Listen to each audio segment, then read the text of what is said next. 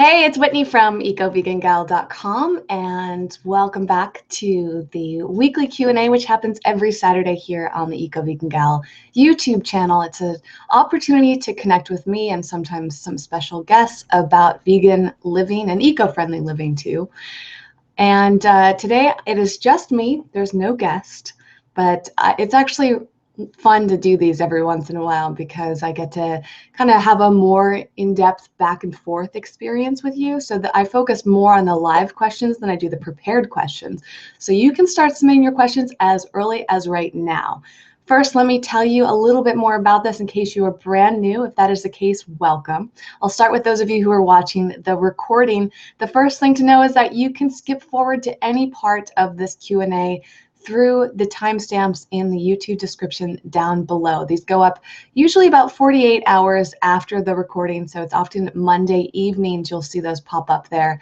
And you can open up the little show more button on YouTube, click that, and you'll see this whole list of timestamps that you can jump forward to, and it has all the questions, so you don't have to watch the entire hour if you don't have time or interest for that. And also there are links down below to anything that I talk about, so if it's books, if it's products, if it's websites, if it's videos, you'll find that down below, all the resources to make it super easy for you to find the answers for what you really want.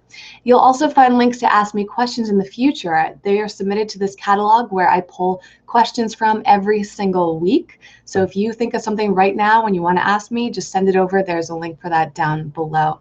For those of you watching live, I'm so excited. As I mentioned today, I'm going to be really focused on the live questions, so you can go ahead and submit them right away. If you're brand new to Google Plus Hangouts, let me explain how this works. So first of all, if you're at YouTube right now watching, click on the Join the Conversation button at the bottom left-hand corner to actually start asking questions. You'll land over at Google Plus and the event page. And you can also get to this from the Eco Vegan Gal Facebook page and the Twitter account as well, or just search for Eco Vegan Gal on Google Plus and you'll find the event. You can click to go right into that. And when you open up the window to watch these videos, on the right-hand side is where you ask your questions. If you don't see the option for it, look at the top, and there's these 9 squares. They're in a square and there's 9 little squares within it. You click on that and there's a Q&A option. I know it's a few steps, but once you get there, then you can hang out, and literally, and because it's called to hang out, and you can ask questions, you can chime into conversations, leave comments, whatever you want. I'm here for you. So I'll give you guys a few minutes to start sending in your questions today, and I'll start off with some that are already prepared. And let me just pull up the Q&A window so that's all ready to go. Let's start with, let's see here. I have a variety. Well, just one that I got yesterday that is not something that I had the 100% the answer to, but I think it's a great conversation starter. So perhaps other people can chime in on this today live, but also in the comments. And I think that this is going to be a huge discussion. So hopefully it doesn't get out of hand. Remember, as always, when you join a conversation on YouTube, please be kind and respectful. There are oftentimes people that get a little heated, a little aggressive there. Those comments will be deleted because I don't tolerate those on the Eco Vegan Gal channel. So really what I would like is you don't have to agree with one another, but just always be respectful, share your thoughts, be kind to one another. Okay, so this question, the reason I preface this is because a lot of people have really strong opinions on this. So this came from Catherine, who said, I've been following Freelee's advice in eating unlimited calories from fruit and vegetables. So for those of you who may not be familiar with Freelee, I find that a little hard to believe, but she's really big on YouTube. She promotes the high carb, low fat vegan diet, which is mainly through eating fresh fruit and vegetables. I believe she also promotes raw till 4, which is when you eat that way until about 4 o'clock, and then you might eat some whole cooked foods such as potatoes, sweet potatoes, and that sort of thing. I'm not 100% sure of all of Freelee's methods, but I know the general gist of it. So she's been following her advice. And Catherine said, sadly, I have put on 10 pounds since I went vegan 3 months ago. My weight now ranges between 120 to 125, which is the heaviest I've ever been. Should I start counting calories and keep better track of what I'm eating? Your help would be greatly appreciated, as I'm very confused and really frustrated by the increased weight gain. So, Catherine, first of all, I'm not a nutritionist or a doctor or a dietitian. So, all the advice that I give here is based on firsthand experience and my own research. And since so many questions come up about weight, and because I've struggled with my own weight in the past, I have a lot of personal experiences. Plus, I'm always doing research on this because I want to be able to give quality advice. And I've been thinking about putting together a resource of everything, because really there's no short and simple answer to this, as much as we kind of wish there was. If there was, everybody would be happy with their weight. There wouldn't be diet programs, there wouldn't be diet products, there wouldn't be all these advice books. So you're not alone, first and foremost. And being confused is very common in our society, especially in the United States. We make it a complicated issue. And part of that is that, especially in the United States, and this is true of some other countries as well, we focus so much on processed things and packaged things and just buying stuff to make us feel better, look better, all of this and that, right? So it takes a lot to kind of get away from the standard American diet, standard American lifestyle, and start feeling and looking better. And that's one side of Freelee that I really think that she has a great message with, is she's trying people to focus on whole foods, right? And to think outside of the norm. And I think that's so important. So first of all, Catherine, it's great that you are trying something like that. 3 months may not be enough time for you. And that's very true of me. I don't know how old you are, but for me and my entire life, it's taken me a while to see results with my body. So I would say that don't give up just because 3 months, maybe you had some weight fluctuations. Sometimes our bodies do interesting things when we switch our diets around. So I would give yourself some more time, but I think it's also great that you're starting to examine it. So number one, stress and sleep are so important. A lot of people overlook these as two factors to weight gain. If you have a job that you're really stressed out about, if you're in a relationship that you're stressed out about, maybe you're in school, maybe something tragic happened in your life, there's so many different things that could cause massive stress. And we often gain weight just from the simple act of being stressed out. So find ways to keep yourself as low stress as possible. I love doing yoga. That's like almost a daily thing for me. If I don't get to do yoga in a day, I feel off balance. It doesn't always happen every day, but it helps me so much with centering myself, those 2 hours that I give myself to go to yoga. I have this whole routine. I walk to yoga, which is nice because I get to be outside and burn a few calories that way. I go to yoga for about an hour, depending on the length of the class, and then walk home. And it's about a 2-hour-ish process, right? So if you have a yoga studio nearby you, you might want to consider doing the same thing. So yoga is great for meditation. Yoga is great for balancing your emotions and your whole body.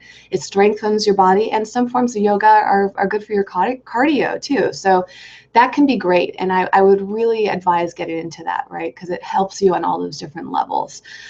Next is sleep. Most people, especially in the US, do not get enough sleep. Most people have a sleep deficit.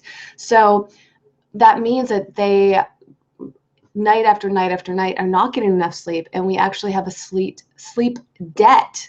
So we start to accumulate debt for not getting enough sleep, right? So just because you sleep 8 hours one night, that's not going to make up for sleeping 5 or 6 hours all the other night. Now, everybody has a little bit of a different body in terms of how much sleep they need. I'm one of those people who needs like 8 or 9 hours to feel really good. So you have to figure that out for yourself, but make sure that it's a very consistent sleep process, because that too, you can actually gain weight from not getting enough sleep too, because it stresses out your body. Then there are things like drinking lots of water, which I would imagine you're doing, especially if you're doing more of the 80-10-10 way of living. There's a lot of water in your food already, but I'm sure water is a big part of you. And lastly, of course, calories. I mean, at the end of the day, most nutritionists, dietitians agree that calories are a direct relationship to how much weight we gain. So if you are eating an overabundance of calories, maybe too much for your body, you could certainly gain weight on it. But I would also lastly say not to confuse weight gain with bloating, right? So one thing that I've been going through recently is trying to figure out more about my food sensitivities and what's going on with my body. I talk a lot about this on my other channel called What a Vegan Eats. And I'm going through this journey right now of really trying to understand why I have sensitivities to certain foods. And it's a long story. I've been, again, sharing that whole journey on that channel. But one thing I've really noticed about my body was that it was inflamed for years and years and years. 5 years ago, I found out that I was very sensitive to gluten and also soy. When I took those two out of my diet, my body greatly changed, mainly from the inflammation. It was having a reaction to those foods. Before I went vegan, I had reactions to dairy that were causing issues in my body, and meat, right? So sometimes it's just inflammation, or it's just your body's holding on to things. Maybe you're eating too much processed sugar. I wouldn't imagine you are if you're doing 80-10-10, but there's also a lot of sugar in those fruits. Typically that's good, but perhaps your body is reacting to that, and maybe you need to eat more lower in sugar foods, more alkaline foods, right? So that is where you have to spend a lot of time figuring out how your body feels to things. I mean, also for me right now, it'd be very challenging for me to do 80-10-10. I've dabbled in it a number of times in my life, but right now I'm doing a low histamine diet, and I'm not able to eat certain foods like bananas. I'm technically not even supposed to eat dates, but I do every now and then. There are only there are a bunch of foods, I should say, that I'm not able to eat while doing a low histamine diet, because when I do eat those, they cause inflammation for me. So that might not be the case for you, but I wanted to throw that out there because that's not something that occurred to me until very recently. And by eating a low histamine diet, I've noticed great changes in my body. I feel so much better every single day. Adding that with enough sleep, a low stress life, a regular yoga practice, I feel all around fantastic. So try out those tips. Stay tuned. I will continue to share as many pieces of advice I have about a healthy, balanced weight journey to make sure that all of you get to your ideal, comfortable weights. So thank you so much for asking. And then I see some things are coming in the Q&A here. So Emily chimed in to say, I tried her raw diet briefly, but it didn't work well for my body. My naturopathic doctor encouraged me to add in more fat and some exercise, and finally a few pounds started coming off.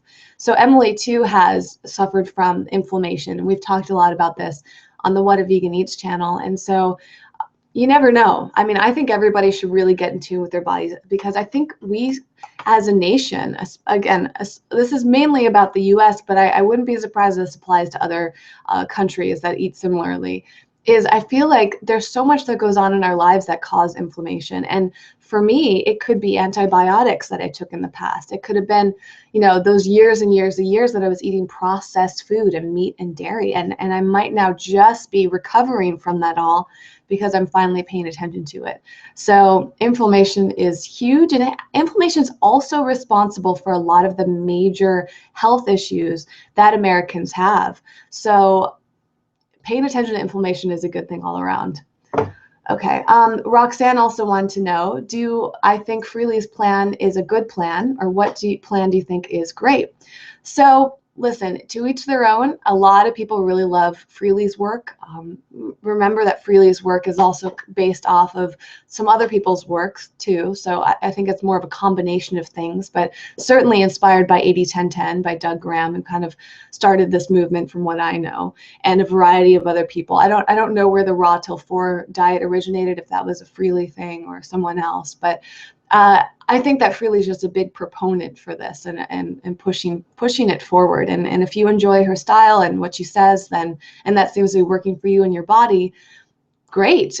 I would also highly recommend having a doctor involved too, though, because just because somebody talks about it on YouTube, myself included, doesn't mean that it's the right thing for you. So don't take all of our advice with a grain of salt, but get a professional medical person involved, whether it's a naturopath, holistic person,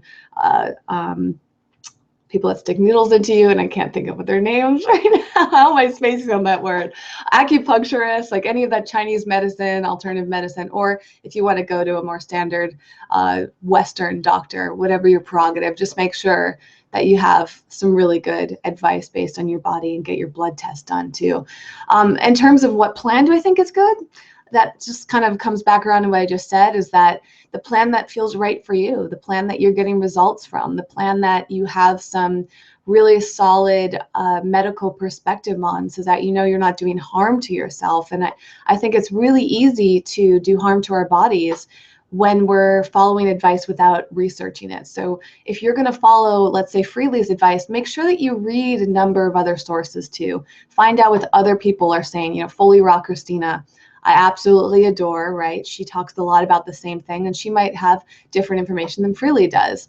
You might want to read the 80-10-10 book. You might want to go to several doctors and find out their opinions. Definitely get your blood tested. That is huge, huge, huge, because you're not going to know what's happening in your body until that happens.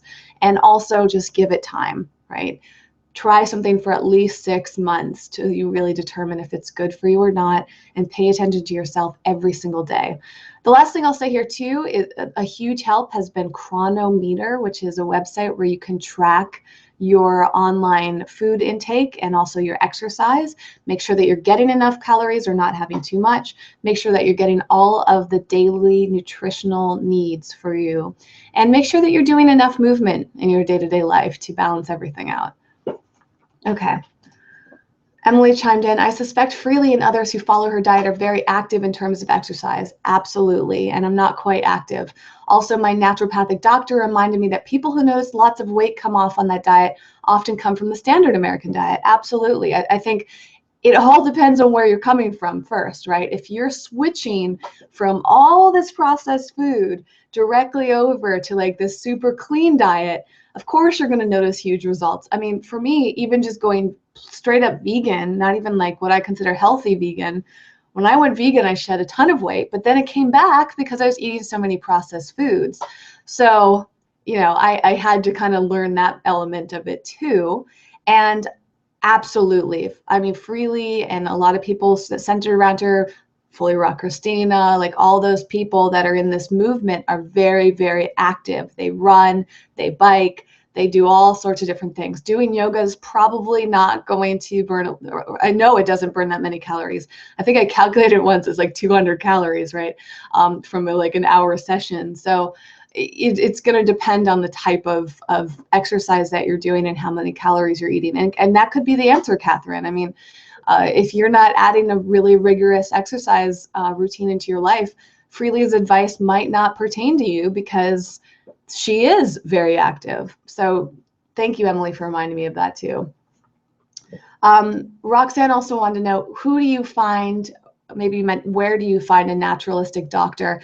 Check out the episode I did a few weeks ago with Larry Cook. We talked all about naturopathic doctors. If you don't have time to watch it right now, just look at the description underneath it, and there are links to websites. Also, great episodes on this topic were with Jason Robel. He talked about this too. There were 2 episodes on that. So those 3 episodes are fantastic for resources on natural doctors. All right, so those are the questions for now. I'm going to move, or the live questions for now. Keep them coming. Remember, if you just tuned in, you have to ask your questions on Google Plus for me to see them. So if you're watching on YouTube, the left-hand corner, click the Join the Conversation button. Come over here to Google Plus. Once everyone's here at Google Plus, just open up the window to watch me. And on the right-hand side, there's a little window, a bar on the side. And you can watch this on a mobile device too. You just need an app. And that's where you ask your questions, leave your comments, and all of that. You can +1 questions when they start to come in to vote them up. And if you don't see that window, there's 9 little squares on the top right corner that you can click on to switch over to the Q&A view. So start sending them in. I'm going to answer another previously sent in question. I love this one. So this person wanted to keep their name private. And they asked, do you think I'll be judged if I went to Vida Vegan Con and I'm not vegan? I'm interested, but I want to be open and honest about my diet and not judged or looked down on. So grateful for this question. So I'll answer this in 2 different ways. First of all, if any of you are unfamiliar with Vida Vegan Con, it's a conference for vegan bloggers, or more specifically, content creators. I don't consider myself a blogger because I barely blog. I make mainly videos. So I'm going to be speaking at this event all about YouTube. And I am so excited, not just because I'm speaking, but because I went to this event a few years ago and loved it. This is their third event, and they're having it in Austin this year. In the past, it's been in Portland. And it is so amazing. If any of you are bloggers, YouTubers, social media people, content creators all around, and you're vegan and you're passionate about making this your business, I really recommend that you go. You could certainly just go to go, but it's mainly for people that want to be really serious about their content creation or already are serious about it. It's great for networking. You go to all sorts of classes. In addition to my class about YouTube, there are classes about writing books, taking great photos, being great on social media. It's like every aspect of online content creation out there. So to this question, can I go if I'm not vegan? Absolutely. I mean, here's the deal. I am an all-inclusive person, and you'll see this a lot with my content online. I don't believe in shaming someone because they're not vegan or because they're 100% vegan. If somebody is interested in veganism, that is great. It's more the people that I am not fans of are the people that are really rude about veganism and you know, the non-vegans that have no desire or interest or to go vegan, right? They're like anti-vegan. That's not my thing. My thing though is anybody who says, I'm interested in this vegan way of life. I might not be 100% vegan yet, but maybe I will be one day. I don't think we should ever leave those people out. That doesn't make any sense. I mean, I bet you almost everybody here watching, and myself included, were non-vegan at one point. There are very few people that have been vegan since birth. I mean, I at the top of my head, I can think of no one personally, and like a couple people that I've met that have been vegan their entire lives. It's a rare thing. Most people become vegan later in their life because many of us are raised by parents who have been raised in this society where it's very dominated by animal products. So why should we kind of punish someone for not being vegan yet, right? But I do understand this fear of being judged. So I think honesty is very important, and confidence. If you go to an event, however you are, I mean, this question could apply to somebody who goes to this event who feels like they just started off as a blogger and everybody else is way above them and they're afraid of being judged, right? You have to just come as you are and show up where you are in your life and be confident about that. Own that. If you're not confident about it, then clearly you want to change. So be confident about your desire to change. You can go to an event and say, I'm not vegan yet, but I really want to be vegan. That's why I'm here. If you said that to somebody, most vegans should embrace you. Now, if they don't embrace you, they're not the type of people you want to be around anyways, right? And some people aren't there yet. I also have compassion for vegans who are really judgmental of non-vegans. I've been there before in my life. I know what that feels like. I understand it. That judgment often comes from a lot of anger and frustration with the world. And it makes sense, right? I mean, there are horrible things happening to animals and horrible things happening on this planet. And when you go vegan, you kind of just want everybody to do it too. So if somebody is judgmental, you just got to realize that that's where they are in their life, and you might just not want to talk with them. I would surround yourself with as many accepting people as possible and just be confident about where you are, or try to be confident. Confidence can take some time. I think that you're majorly missing out on a great opportunity to network with people. And if you want to go vegan and start a vegan blog, then Vida Vegan Con is the ultimate place. And who knows? I mean, Vida Vegan Con doesn't happen for what, over 2 months, almost 3 months away in May. So you might be vegan by the time you get there, right? I mean, that's certainly possible too. I think that your interest shows that it's probably a great place for you to be. And you also don't have to be social. It's a social event. But if you kind of want to keep to yourself and just go to the events and then go back to your hotel room after, you can do that too. You don't have to go there and make friends. But I think that you'll naturally make friends, and it's definitely beneficial too. And again, that advice applies to everyone. If people are going, whatever stage you are in your life or your career, events like Vida Vegan Con are phenomenal, and just be who you are and talk about what you're working towards if you're insecure about where you are right now.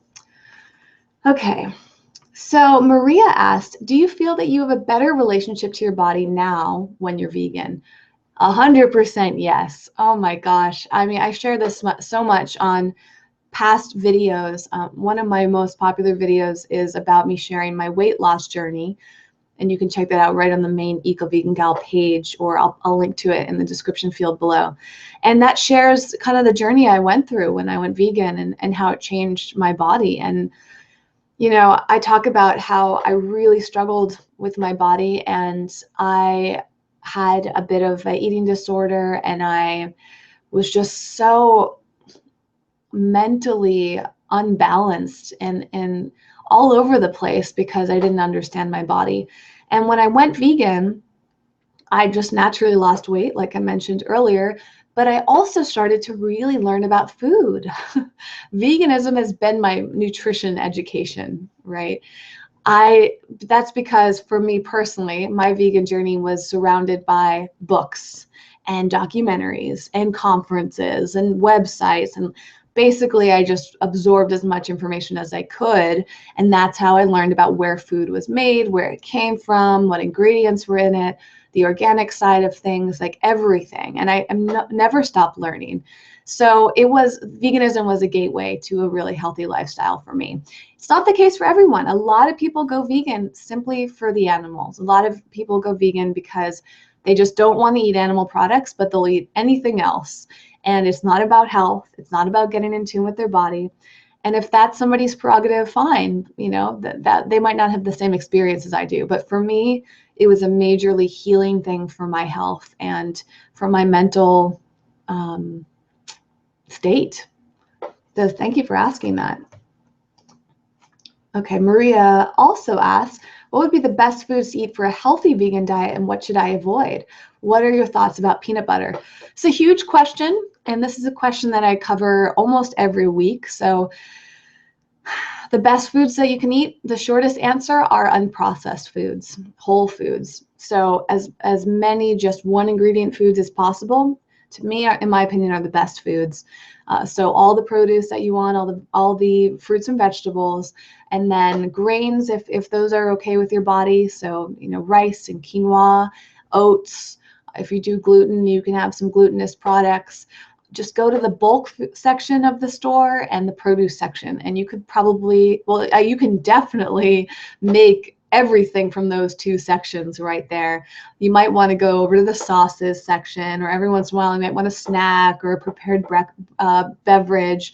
I certainly enjoy products, and I'm about to go to the Natural Products Expo, where it's products galore. So, you know, there's a time and a place for packaged products, but overall, I really advocate for produce and bulk foods. And that's the best way to save money too.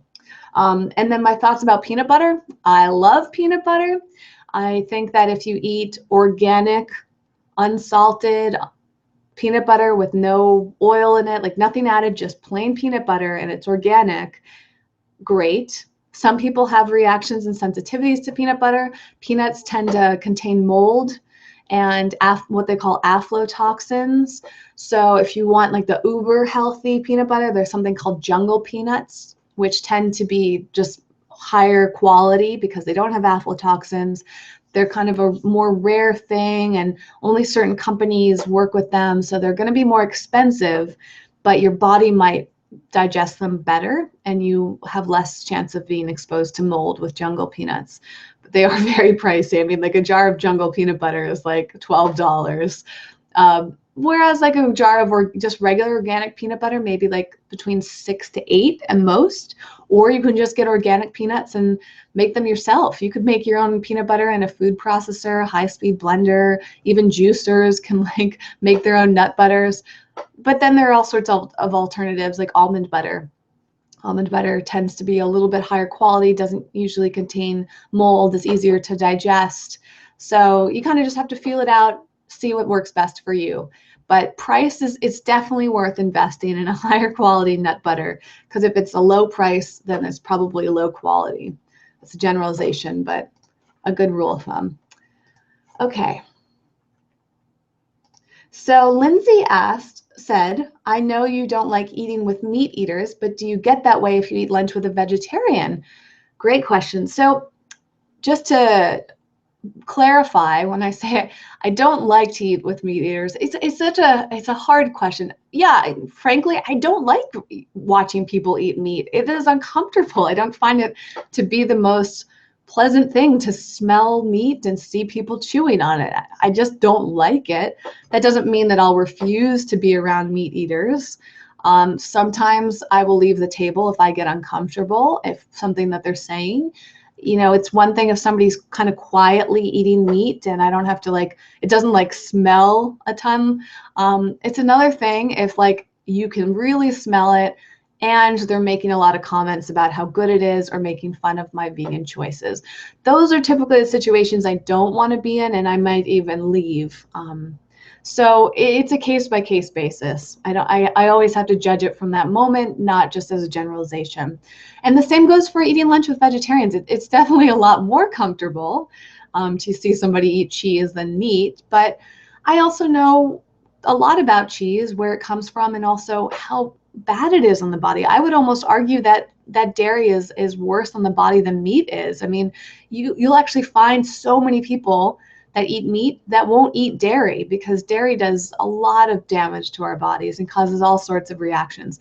Now, so does meat, but I almost think people should start getting rid of dairy first. People have addictions to it. People have all sorts of reactions to it. We're just not supposed to be eating dairy, in my opinion. A lot of people think that we should be eating meat. I don't think so. So that's, the whole point of the work that I do is no animal products at all. But, I just try not to judge people as much as possible. And if somebody is being respectful of me and they're, not getting in my way, and I can eat my great vegan food and maybe have a great conversation with them, I'm okay with them eating whatever they want to eat. I don't believe in pushing people out of my life simply because they eat differently than I do. And if they want to talk about veganism, if they want to learn from me, fantastic. I try not to push my beliefs on people, because I would rather them just ask when they're ready and have that conversation when they're ready, and be that kind, open, accepting person, because I feel like that makes more progress. And I feel like vegetarians are making so much progress. And I think it's just simply because they haven't found a great vegan cheese that they love yet, or that they're not, that they haven't learned about the right kind of milks or whatever else. I mean, I was vegetarian for 6 months before I went vegan, and it was a transition. I remember being very sad to give up cheese. And this was also 11 years ago, when we had a lot less than we do. Almost, actually, I went vegetarian almost 12 years ago now. Time flies. But I remember it was harder for me to go vegan than it was for me to go vegetarian. Meat, I was like, I don't need that anymore. Vegetarian I am. And then when I became to go vegan, it took me probably a month to go vegan, to just figure out what I could have. And I think that a lot of vegetarians are in that place where they just don't know. But luckily, we have so many great dairy-free options now. We have so many vegan cheeses on the market. I talk about this pretty frequently on this channel and on my website.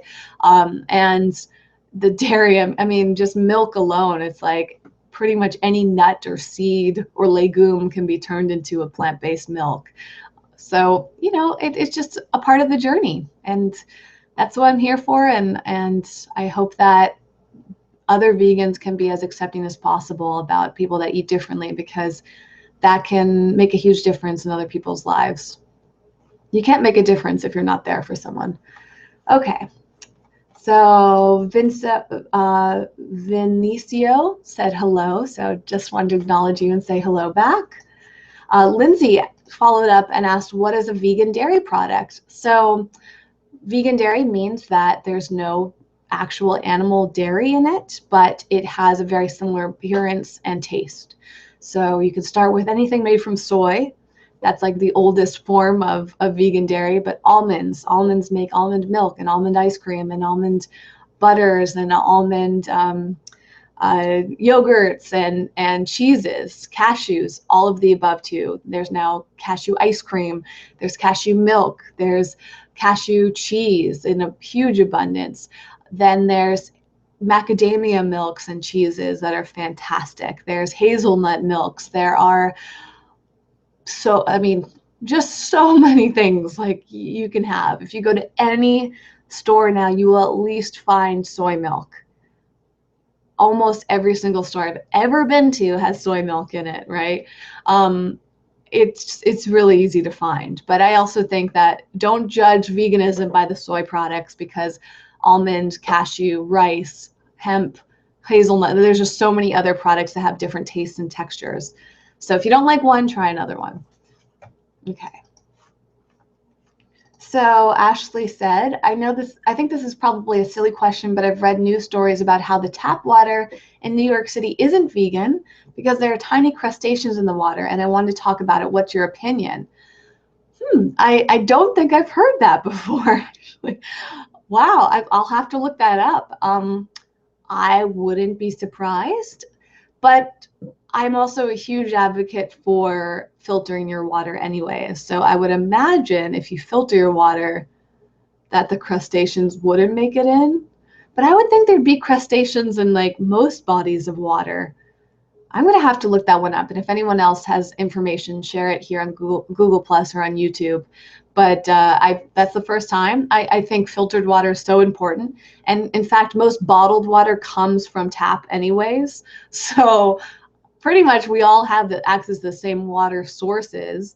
It's just a matter of how we get it. So you can get spring water in a bottle, or you can go directly to a spring and get it yourself.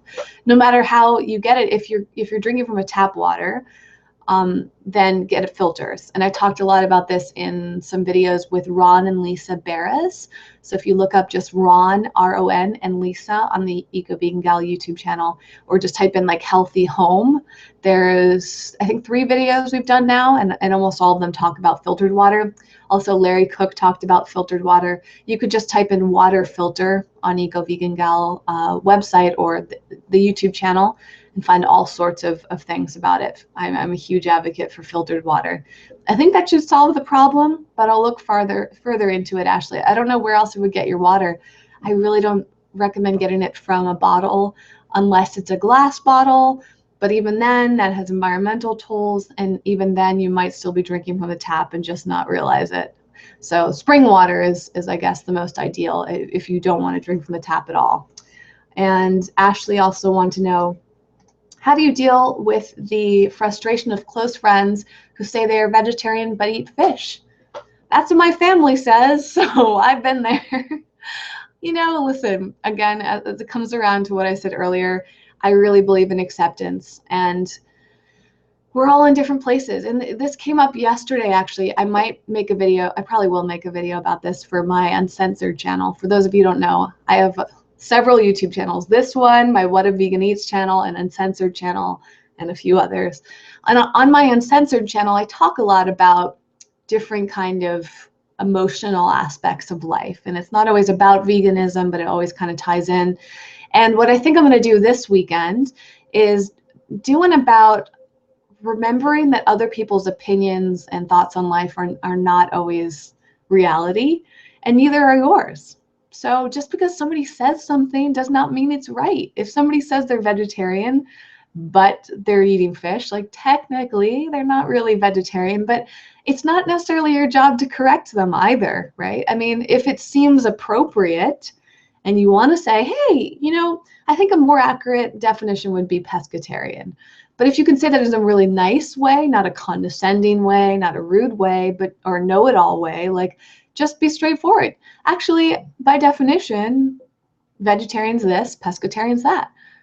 But if they want to call themselves vegetarian and not be the full definition of it, like they might even do that even after you correct them, right? So we can't control other people.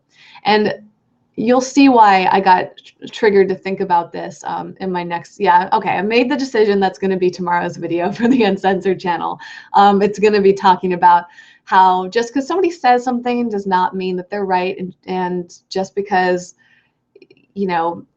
people have an opinion or say whatever, that you might have a completely different opinion, but you don't always have to share it. So I'll flesh these ideas more out in that video. It'll be up by tomorrow. Thank you for inspiring me to make that one happen, Ashley. But I mean, the short answer for you is you have to take it on a case-by-case basis. If it's appropriate for you to correct them, go ahead. And if it's appropriate for you to talk about what happens to fish and why you know the facts that you know about fish being harmed through eating them and all that, and how fish have feelings too, and that sort of thing, then talk about it. But I also feel like sometimes we as vegans or even vegetarians want to correct everybody and enlighten everybody and make sure they know all the facts. But sometimes people need to find out on their own. And if it's not a moment where you think someone's really open to what you have to say, it might not even be worth your breath to say it. Just trust that they'll find out elsewhere. And you might want to find other ways to spread the message, kind of offset that. So, you know, for me, all my work came out of a lot of those same emotions. I really wanted to talk about veganism to people who wanted to listen to me versus talking about veganism to people who couldn't care less, right? So that's why I created Eco Vegan Gal, and it's brought about so many amazing things in my life just because I wanted to talk about it. So maybe that will be right for you too. You might not be able to change everybody's lives, but you can change some people through what you say, and don't feel that pressure to have to right all of the wrongs in the world when it comes to animals, because we just can't. Just because you know we talk about something doesn't mean that somebody's going to change. And it's a depressing thing, but sometimes that takes away some of the pressure, if that makes sense. Okay, let's see. Lots of questions today. Thank you, everyone. I love this. Okay. Linda Durrell said, I've been vegan for a year. What books about veganism and what food would you recommend for me? I'm interested in learning more about inspiring others to be vegan. I really love your attitude towards non-vegans. Thank you. So on ecovegangal.com, I have a whole list of books. It probably needs to be updated because I don't know if you, back there you can see stacks. These are all the books that I'm kind of reading right now. I tend to read like a bunch of books at once. I also really recommend that you join the Eco Vegan Gal book club. Tomorrow we are finishing our February discussion about the 30-day vegan challenge by Colleen Patrick Goudreau. Anybody is welcome to join the book club. It's free. You can come to discussions just to listen if you want. Tomorrow would be a great opportunity for you to. I'll leave a link to it down below in the description of this video, or you can go to ecovegangal.com and find it. But it's a monthly thing where we read a book. I think coming up in March, we might take a little bit of a break or do like a every 2-month schedule from now on, because every month has been a little too fast for some people. So my point being is you can look at what we've read in the past and join discussions with other vegans, which I think is such a phenomenal way to spread your message, spread your ideas, learn from other people, learn about new books and all of that. So I'll have the resources to my list of books on the website, plus the book club for you. And then in terms of what food would you recommend, somebody just asked that question earlier, so maybe you asked before I answered that. But yeah, just go back, watch the recording of this to hear what I said there. And as far as foods to recommend, there's more than I can possibly summarize. This whole channel is basically dedicated to how to live a vegan lifestyle, but it really centers around food. And if you want to know what food I eat on a daily basis, that's what my What a Vegan Eats YouTube channel is all about. Okay. Oh, and you said that you wanted to inspire others to be vegan. As I mentioned earlier, use social media, use YouTube, start a blog, like get out there and put the word out. Or you might even want to get involved with various volunteer opportunities. You could do pamphleting. Many vegan organizations are looking for volunteers to pass out pamphlets, and you can stand out in public areas and pass out pamphlets about veganism and have lots of great conversations if that appeals to you. So there's so many different avenues that you can take to inspire other people. And don't forget, just you being you and you leading your life probably inspires a lot more people than you realize. Anytime you talk about veganism, you're kind of dropping a little bit of inspiration into people's lives, whether they acknowledge it or not. All right, so we're going to go for another 10 minutes. So let me see what else we have here. Roxanne asked, do you know of any deals on a Vitamix blender? I know a lot of Vitamix affiliates offer free shipping and sometimes special rates on them. I'm a Blend Tech affiliate. And affiliate means that when somebody buys it through me, I get some sort of a commission. And because when you're an affiliate, we often get to offer special deals to people. And if you're not familiar with Blend Tech yet, it's a very similar high-speed blender to Vitamix. So I have a special discount link I can give you that will give you free shipping, and you can get refurbished models through that link. So I'll put that down below for you, Roxanne. And you can check that out. I'm a huge Blend Tech lover. I recommend you check that out in addition to Vitamix. There's also a few other brands that make them. Was it Cuisinart that has a high speed now? Omega, I think, has a high speed. I'm going to the Natural Products Expo next weekend.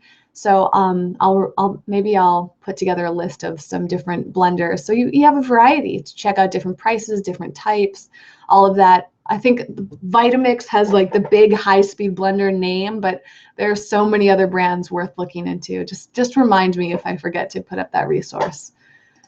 Okay. Great question from Maria. Would you share your kitchen tools with a meat eater washed in between? I have in the past. I don't think I would do it moving forward. And then there's also the case-by-case basis. So when I go home to visit my family, they cook fish pretty frequently. And it's not something that I think about, I guess, when I use their kitchen tools. But now that you mention it, it is a little uncomfortable. But what am I going to do? Do I want to pack and bring all of my kitchen tools from home all the way across country every time I visit my parents? Do I want to invest in a whole set of kitchen tools at my parents' house just for me to use? I mean, probably not. It's just so inconvenient. So I think it's a case-by-case thing. But when I've lived with somebody, in the past, I lived with one boyfriend, and he had meat in the house, and he cooked on the same kitchen tools. And this was years ago. And I was vegan, and it didn't bother me then. Now it would bother me. I also had lived with another boyfriend, and at that point in my life, I told him before we moved with each other that I wasn't comfortable with him having animal products in the house and, of course, using them to cook on anything. And he was completely fine with that. So that's how our kitchen was, and that's how I would like it to be in the future. So I would say it just really depends on where you are in your life and what the situation is. If you are living, let's say, with a non-vegan partner and you're suddenly going to change the rules, you got to realize it. For them, that might seem like a little drastic and harsh. So maybe find a way to have a gentle conversation. Say, I'm not comfortable anymore with this. I would like to get some new things for me to use or for you to use, or would you be willing to not have animal products in the house? I mean, you could start that conversation and see where it leads. You might need to invest in some separate tools and be very clear about what you want to do with them, and make it a solid thing, not a wishy-washy thing. Be very confident about it and clear about why.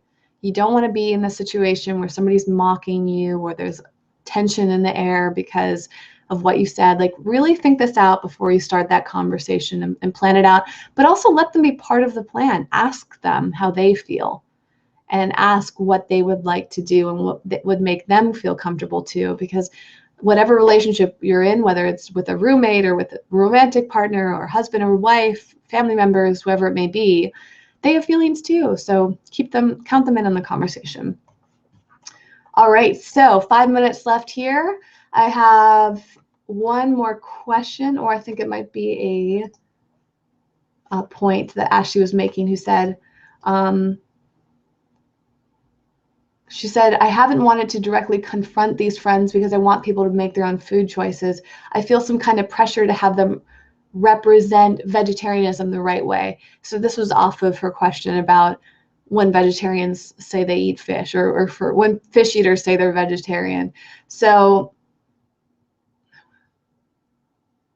Yeah, I agree. The pressure, I think I addressed that already about it. We can feel pressure sometimes to want to do things right. And I think that that was part of what happened with the whole Beyonce thing. For those of you who are unfamiliar, I made a video a few weeks ago with Colleen Patrick Goudreau and Michelle from the YouTube channel Vegan Break. And we talked about how the response of the Beyonce response. So we were responding to a response. And when the whole Beyonce, when the story about Beyonce's vegan meal plan service came out, was an uproar from vegans who were really upset because they felt like Beyonce was representing something, a lifestyle that she doesn't actually live. And she was using the word vegan when in reality, she was talking about a plant-based diet, not a vegan lifestyle. And there was just so much anger around the fact that she wasn't using the right word. And this comes up a lot in the vegan world, and it probably comes up in many other ways of life. I think that putting labels on things and being too strict about labels can actually do us a disservice. And again, it's always a prerogative. If you want to live your life super strict and by the book and 100% this and no other way is acceptable, that's fine. But I also feel like if there's one thing to live it your way, and there's another thing to condemn people, to shame people from doing things differently than you. I think if we can live different lives from people and just be respectful of one another, there can be more harmony.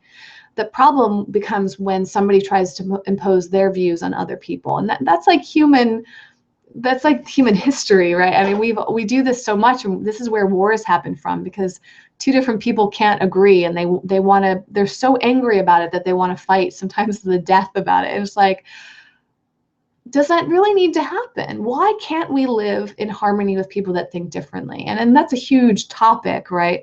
But just because somebody has a different view on things and wants to use a different word for something, let it be, and I don't think that they're doing as much harm as we might feel they are. It's a debatable thing, right? I mean, there's something to be said for having a definition and following the definition of things. But people use the wrong definitions for all sorts of things in life, right? I mean, we use the wrong words in our vocabulary to say things that actually mean something else. And it's just the way humans are. We make mistakes, we misunderstand things, and the same goes with our dietary choices.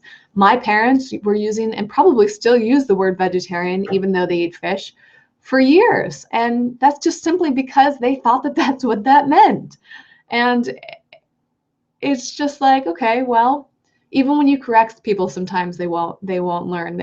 Something else has to happen for them to say, all right, fine, I'll use the right word, or okay, you're right, like I'm saying it wrong. I mean, taking that pressure off yourself is just a reminder that focus on yourself, and you can't control other people and the decisions that they make. You can influence and inspire them when the time is right and when it's appropriate, and you always have to judge that moment to moment with others. All right, well, I'm going to wrap this up. It looks like we don't have any other questions coming in, unless one simple one wants to sneak in at the last moment. But I just want to thank everyone for being here today and for being here on a regular basis for the Q&As. I love doing this, and I have some really cool things coming up this year. I am going to be getting into the podcast world. So I have 2 podcasts I'm developing right now, and one may start I actually would love both of them to start really soon. I just want to make sure I have my full attention on it. So that'll probably happen in the next 2 weeks. So sometimes in March. Tomorrow's March 1st, if you can believe it or not. So starting sometime in March, I plan to launch at least one podcast. I will have these Q&As every Saturday. And I wanted to just give a wrap up of other things going on. So there's the book club, for those of you who are unfamiliar. Great way to meet other vegans, and it's completely free. So I'll have the links to that for you to learn more. There are ebooks that I've written if you want some more information. So the first one is about how to eat healthy, organic, vegan food on a budget. That's linked in the description. And then I just wrote one about the Natural Products Expo. That probably won't apply to most of you because this is an event just for industry professionals, so press, brands, all of that. But if you're interested in it, check it out. I have a link to it. It's a great trade show. I'm doing lots of content around that right now. And I won't have a Q&A next weekend because I'll be at this expo working for 4 days straight, covering the event and doing videos for you. And what else is going on? I'm blank. I'm completely blanking it, but I am just always working on as much content as possible. I mentioned the What a Vegan Eats channel. I have daily videos there, so you can see kind of the behind the scenes of my life. Usually I'm not wearing makeup and my hair is messy, and sometimes I've just woken up or I've had a long day. I mean, you really see a side of me that I don't often present on this channel. And on the Uncensored channel, as I mentioned, is where I share my opinions and feelings on things. And those are videos every Sunday right now. So those are the things that I'm working on. I would love to hear from you, to read your comments, to get private messages, to see your questions for the future. You can submit your questions through the Q&A document that is listed down below. It's a little form that you can submit through. And I would love to see you on social media too. All the links to social media are right down below. We can talk, connect on a regular basis. I love talking with all of you and getting to know you, getting to know your names. It's awesome. So thanks again for being here. Okay, I just saw 2 more questions. Jeffrey just said, it makes going vegan easier because I'm part of something, not by myself. Absolutely, Jeffrey. Community is so key. And Alessandra just asked, I would love to organize a screening of Cowspiracy, but no idea where to begin in terms of finding a venue and organizing the event. Do you have any tips? Let me get back to you on that, Alessandra. I would love to address that more because I'm going to be doing a big thing around Cowspiracy soon. So I'm going to write down your question and I'll address that later on. But there's definitely a way for you to do it, and I think that's fantastic that you are. All right, closing out today. Thank you everyone for being here. I will see you not next Saturday, but the following Saturday. And I hope you have a wonderful 2 weeks ahead of you. Till next time. Bye.